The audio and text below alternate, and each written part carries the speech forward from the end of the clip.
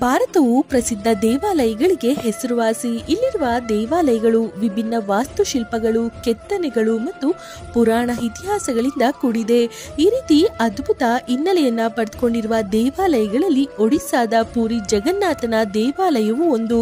ಜಗದ ಪೋಷಕ ಜಗನ್ನಾಥನ ಈ ಧಾಮವನ್ನ ಭೂಲೋಕದ ವೈಕುಂಠ ಎಂದೇ ಪರಿಗಣಿಸುತ್ತಾರೆ. ಮಹಾವಿಷ್ಣು ಜಗನ್ನಾಥನು ನೆಲೆ ನಿಂತಿರುವ ಈ ಜಾಗದಲ್ಲಿ ವಿಜ್ಞಾನಕ್ಕೆ ಸವಾಲು ಹಾಕುವ ಹಲವಾರು ವಿಷಯಗಳಿವೆ.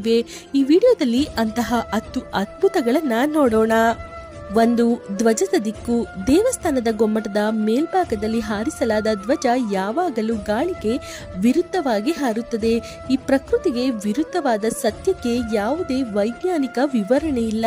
ಇದು ವಿಜ್ಞಾನಕ್ಕೂ ಮಿಗಿಲಾದ ದೈವಶಕ್ತಿ ಇದೆ ಎನ್ನುವುದನ್ನು ನಮಗೆ ನೆನಪಿಸುತ್ತದೆ. 2. ದೇವಸ್ಥಾನದ ನೆರಳು ಕಾಣಿಸೋದಿಲ್ಲ. ಈ ದೇವಾಲಯದ ಇನ್ನೊಂದು ವಿಶೇಷ ಏನಂದ್ರೆ ನೆರಳು ಬೀಳದೇ ಇರೋದು. ಜಗನ್ನಾಥನ ದೇವಾಲಯವು ಸುಮಾರು 4 ಲಕ್ಷ ಅಡಿ ಚದುರ ಪ್ರದೇಶದಲ್ಲಿದೆ. ಇದರ ಎತ್ತರ ಸರಿಸುಮಾರು 214. ಯಾವುದೇ ವಸ್ತು, ಮನುಷ್ಯ, ಪ್ರಾಣಿ, ಪಕ್ಷಿ ನೆರಳು ಕಾಣಿಸೋದು ವಿಜ್ಞಾನದ ನಿಯಮ.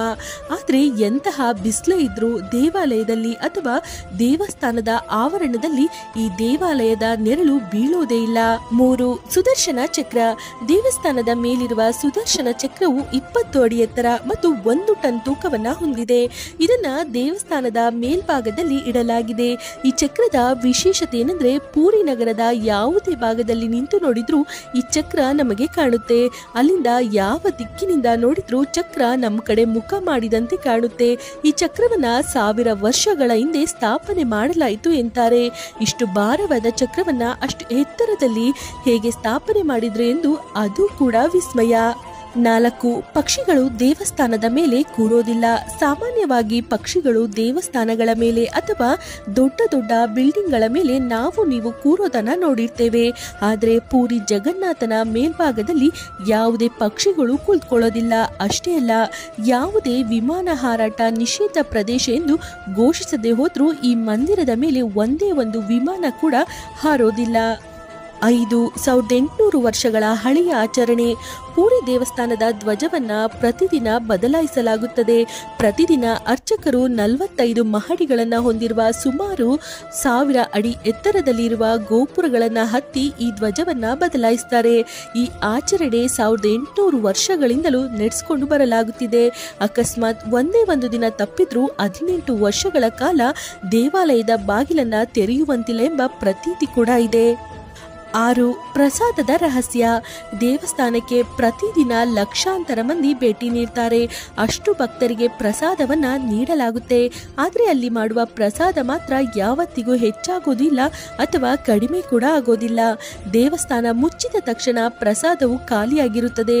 ಜಗನ್ನಾಥನ ಸನ್ನಿಧಾನದಲ್ಲಿ ಪ್ರಸಾದ ಮಾಡುವ ವಿಧಾನ ಕೂಡ ಬಹಳ ವಿಶೇಷವಾಗಿರುತ್ತೆ. ಕಟ್ಟಿಗೆಯನ್ನ ಬಳಸಿ ಬಹಳ ವಿಶೇಷವಾದ ರುಚಿಯಾದ ಪ್ರಸಾದವನ್ನ ತಯಾರಿಸಲಾಗುತ್ತದೆ. 7 ಮಣ್ಣಿನ ಮಡಿಕೆಗಳನ್ನ ಪ್ರಸಾದ ತಯಾರಿಸಲು ಬಳಸ್ತಾರೆ.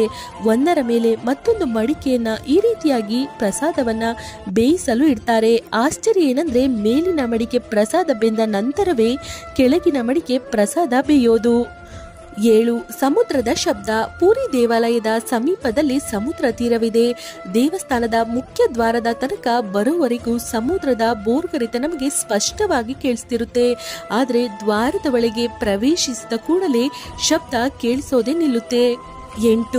ವಿಗ್ರಹಗಳ ಬದಲಾವಣೆ. ಇಲ್ಲಿರುವ ಜಗನ್ನಾಥ ಸ್ವಾಮಿ, ಬಲರಾಮ, ಸುಭದ್ರ ದೇವಿ 3 ವಿಗ್ರಹಗಳನ್ನ ಪ್ರತಿ 12 ವರ್ಷಗಳಿಗೊಮ್ಮೆ ಬದಲಾಯಿಸ್ತಾರೆ ಮತ್ತು ಹೊಸ ವಿಗ್ರಹಗಳನ್ನ ಸ್ಥಾಪಿಸ್ತಾರೆ. ಈ ಸಮಯದಲ್ಲಿ ಸಂಪೂರ್ಣ ನಗರದ ಲೈಟ್ ಅನ್ನ ತೆಗಿತಾರೆ ಮತ್ತು ಇಡೀ ನಗರ ಕತ್ತಲೆಯಿಂದ ತುಂಬಿರುತ್ತೆ. ವಿಗ್ರಹವನ್ನ ಬದಲಾಯಿಸುವ ಅರ್ಚಕರಿಗೆ ಮಾತ್ರ ದೇವಾಲಯದ ಒಳಗೆ ಅವಕಾಶವಿರುತ್ತದೆ ಮತ್ತು ಈ ಕಾರ್ಯ ಸಾಕಷ್ಟು ಭದ್ರತೆಯ ಮಧ್ಯೆ ಆಗುತ್ತೆ. 9. ಪರಮಾತ್ಮನ ಹೃದಯ. ಶ್ರೀಕೃಷ್ಣ ತನ್ನ ಅವತಾರಗಳನ್ನು ಮುಗಿಸಿ ಪಂಚಭೂತಗಳಲ್ಲಿ ಲೀನನಾದಾಗ ಅವನ ಹೃದಯ ಇಲ್ಲಿಯೇ ಉಳಿಯುತ್ತಂತೆ. ಆ ಹೃದಯ ಜಗನ್ನಾಥ ಸ್ವಾಮಿಯ ಮೂರ್ತಿಯಲ್ಲಿ ಇಂದಿಗೂ ಜೀವಂತವಾಗಿದೆ ಎಂದು ಹೇಳ್ತಾರೆ. 10. ಸಮುದ್ರದ ಗಾಳಿಯ ರಹಸ್ಯ. ಪ್ರಕೃತಿ ನಿಯಮದ ಪ್ರಕಾರ ಬೆಳಕಿನ ಸಮಯದಲ್ಲಿ ಗಾಳಿ ಸಮುದ್ರದಿಂದ ಭೂಮಿಯೆಡೆಗೆ ಮತ್ತು ಸಂಜೆ ಭೂಮಿಯಿಂದ ಸಮುದ್ರದ ಕಡೆಗೆ ಚಲಿಸುತ್ತೆ. ಆದರೆ ಪೂರಿಯಲ್ಲಿ ಈ ವಿಸ್ಮಯ ವಿರುದ್ಧವಾಗಿ ನಡೆಯುತ್ತೆ. ಸೃಷ್ಟಿಯ ಹಲವಾರು ಘಟನೆಗಳಿಗೆ ವಿಜ್ಞಾನವು ಉತ್ತರಿಸಲು ಆಗೋದಿಲ್ಲ. ಅದೇ ರೀತಿ ಪೂರಿ ಜಗನ್ನಾಥನಲ್ಲಿ ನಡೆಯುವ ಇಂತಹ ಘಟನೆಗಳಿಗೆ ದೈವಶಕ್ತಿಯೇ ಕಾರಣ ಎಂದು ಹೇಳ್ಬೋದೇ ಹೊರತು ಬೇರೆ ಯಾವುದೇ ಕಾರಣ ಕೂಡ ಹೇಳಲು ಸಾಧ್ಯವಾಗೋದೇ ಇಲ್ಲ. ಫ್ರೆಂಡ್ಸ್, ಈ ಮಾಹಿತಿ ನಿಮಗೆ ಇಷ್ಟವಾಗಿದ್ದಲ್ಲಿ ಲೈಕ್ ಮಾಡಿ, ಶೇರ್ ಮಾಡಿ. ಹಾಗೆ ಫ್ರೆಂಡ್ಸ್, ಯಾರೆಲ್ಲ ಇನ್ನು ನಮ್ಮ ಚಾನೆಲನ್ನು ಸಬ್ಸ್ಕ್ರೈಬ್ ಮಾಡಿಲ್ಲ ಅಂದರೆ ದಯಮಾಡಿ ಸಬ್ಸ್ಕ್ರೈಬ್ ಮಾಡಿ. ಧನ್ಯವಾದಗಳು.